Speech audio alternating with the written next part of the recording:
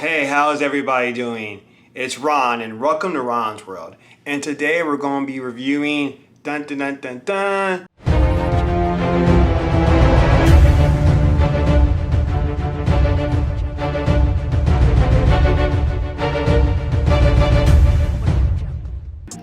Doom Patrol.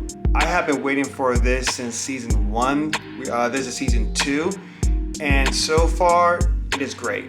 It starts off with Dorothy.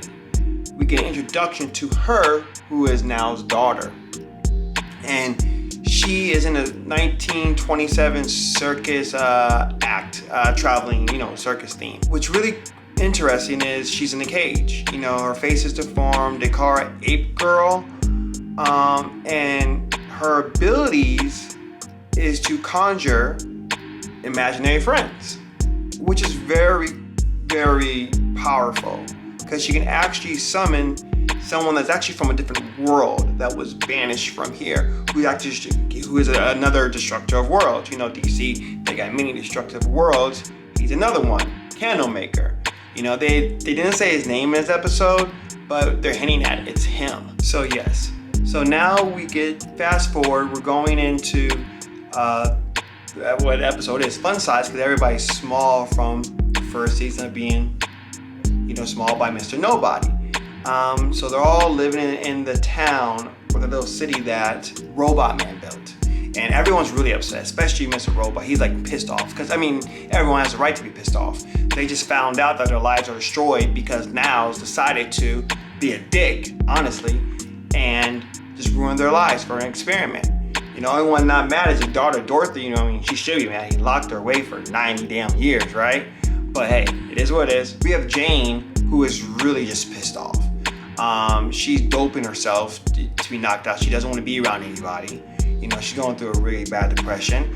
Then we go ahead and have Cyborg, who is being, paranoid, similar to what Jason Todd went through in Titans, but not to that degree, but similar. He's like really, he thinks everything's a trap. Like Mr. Nobody is still controlling what's going on. So he has some trauma he's dealing with.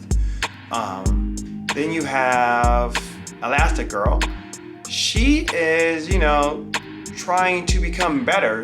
She's another one trying to become better. Still pissed off at Now's, but she wants to better herself and actually wants to become a hero. And it's cool that Cyborg is mentoring her to become a hero. I do like the fact that Cyborg is here in this world per se with Doom Patrol instead of Titans, because I think it really works and it fits and it really helps out. I see what they're doing with him.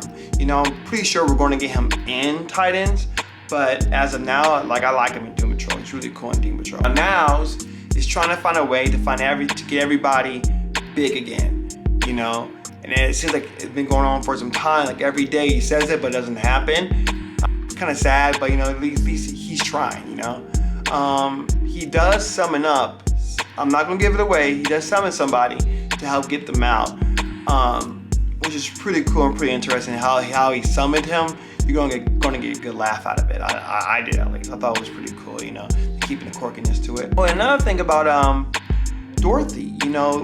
This adaptation of her is different from the comic book. Comic book, she was an ape-like figure, still with that, but her parents gave her up for adoption. She wasn't Now's daughter. This is pretty cool how they integrate her as Now's daughter. Because in the comic book, she goes invert, and that's how she opens the ability to make her imaginary friends come to life. They still kept that in Doom Patrol, but they just made her Now's daughter instead of doing the abandonment route. I guess it's been done so many times they don't want to keep doing it, right? And last but not least, we get to see Negative Man. He was the only one that was, because his spirit was able to not become fun size, right, per se. So he's taking care of everyone, being responsible one. Something he always did is take care of the house and everybody in it, while he's being an invert and not really talking about issues going internally. That's why his spirit communicates with them, and for here is giving flashes of his son. I always wondered in the first season what happened to his kids. So we get a flashback. We see one of them commit suicide, which is unfortunate. He's an older man. We see see that he wasn't a great father. I mean, he wasn't a bad father. He was just very strict. He wanted things done right. So he's dealing with those internal demons. So, I mean, with that said, I mean, I was really enjoyed this first introduction to the season 2. It was a really good first episode. You know, we got 3 episodes, so we'll be doing a review on the second episode and the third. So, you know, check it out. Please like, subscribe, comment below, and share. And I'll see you again next time.